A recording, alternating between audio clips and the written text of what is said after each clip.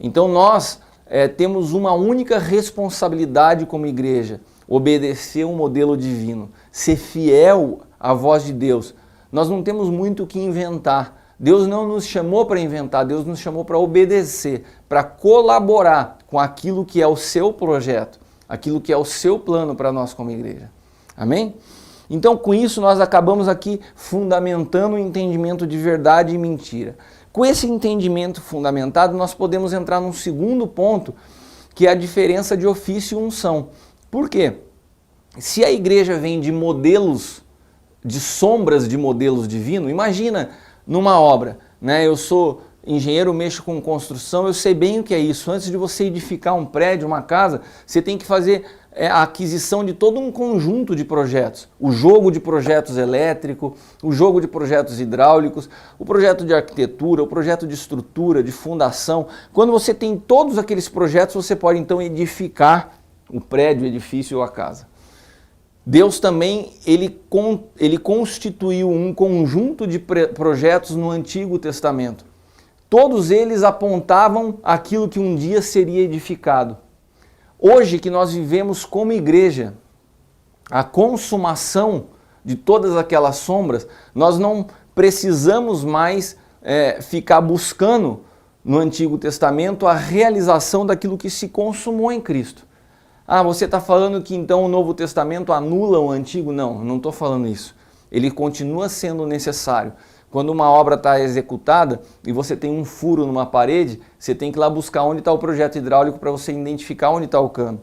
O Antigo Testamento sempre nos aponta de forma profética. O que eu quero te dizer é o seguinte: o Antigo Testamento sempre vai nos levar a Cristo. E hoje nós temos a Cristo. Então, para nossa melhor compreensão de Cristo, nós podemos olhar os projetos. Mas nós já temos a consumação daquilo que é projeto. Se nós soubermos diferenciar projeto e consumação da obra, não tem problema algum. O problema é quando a gente mistura essas duas coisas. E a consumação da obra que se deu em Cristo, que se chama igreja, tem um desenho novo. Aqueles eram sombras, agora tem o desenho perfeito. E qual é o modelo perfeito? A palavra de Deus diz que Deus edificou a igreja em fundamento apostólico e profético. A igreja não nasceu de um modelo pastoral. Eu vejo muitas pessoas hoje quando falam assim: ah, você é apóstolo, os apóstolos acabaram na Bíblia. Não, os apóstolos não acabaram, meu querido. Se a Bíblia fala que Deus deu uns para apóstolos, profetas, pastores, evangelistas e mestres, até para o aperfeiçoamento dos santos, até que todos alcancemos a estatura do varão perfeito, esse até que todos alcancemos a estatura do varão perfeito quer dizer algo. E enquanto houverem pessoas sendo edificadas à estatura de Cristo, nós vamos continuar precisando de apóstolos, profetas, pastores, evangelistas e mestres. E é lógico que nós temos uma diferenciação entre o apostolado dos 12 que caminharam com Cristo e os apóstolos dos dias atuais. Mas o vazio apostólico não pode existir. Se os apóstolos fossem só aqueles, não haveria necessidade da substituição de Judas por Matias. Se os apóstolos fossem só aqueles, Deus não levantaria Paulo também como apóstolo. Paulo não enviaria Tito e Timóteo e os chamaria de apóstolos. Então são muito mais do que 12, porque a palavra apóstolos ela é a tradução da palavra enviado.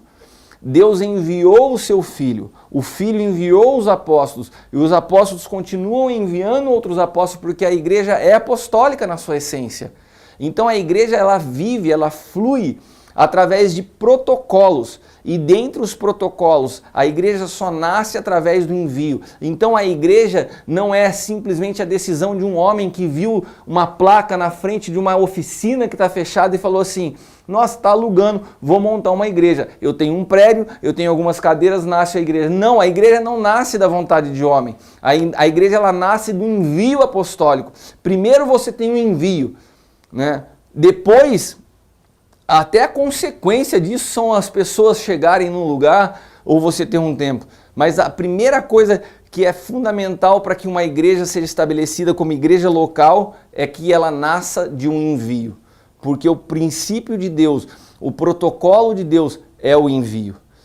E o protocolo de Deus para que a igreja se mova e edifique pessoas à estatura de Cristo é que ela seja conduzida através dos 5 ministérios.